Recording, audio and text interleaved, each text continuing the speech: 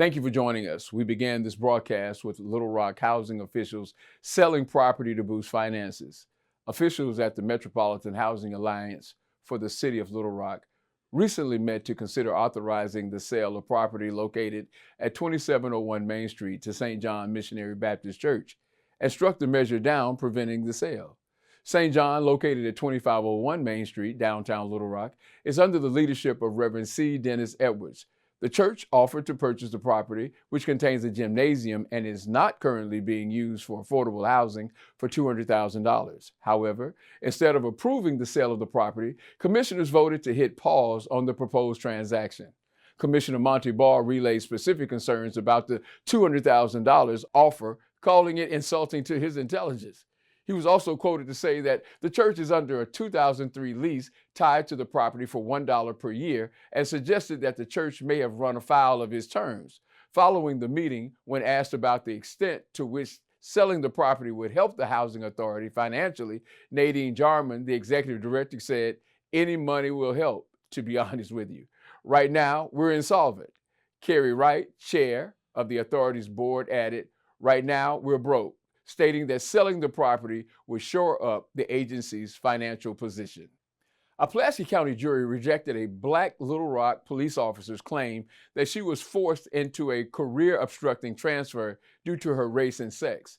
The officer, who has since been promoted to lieutenant and whose salary has consistently risen, claimed her only tangible damages were related to the temporary loss of a take-home car.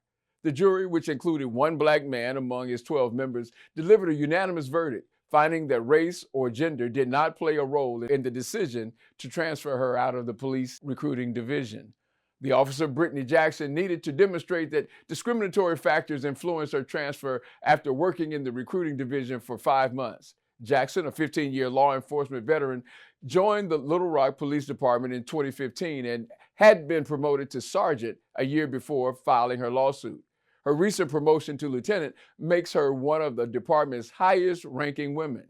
Jackson alleged that her transfer back to patrol, a move initiated by her Black supervisor and endorsed by the police chief, was discriminatory. She argued that the transfer denied her training and overtime opportunities and hindered her career advancement.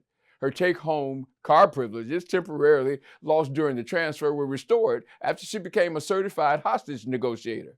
The city's attorneys argued that Jackson's transfer resulted from poor job performance in the recruiting division, citing issues raised by her supervisor, who reported concerns about her professionalism and refusal to take responsibility for mistakes.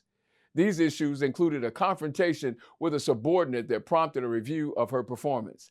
The police chief supported the transfer decision based on the supervisor's judgment and cited operational concerns. Jackson contended that her treatment in the recruiting division was unfair and that a white male officer would not have been treated similarly. She also described challenges she faced in the division, including increased responsibilities and unclear expectations. Her attorney pointed to the involvement of a senior officer in endorsing the transfer, highlighting the officer's history of racial discrimination complaints. This included a reprimand for posting a TikTok video featuring racially insensitive lyrics. Despite her allegations, the jury found no evidence to support claims of discrimination, concluding that the transfer was not influenced by Jackson's race or gender. That's it for this edition of Black Community News, your source for empowering information. Until next time, I'm Scott Green.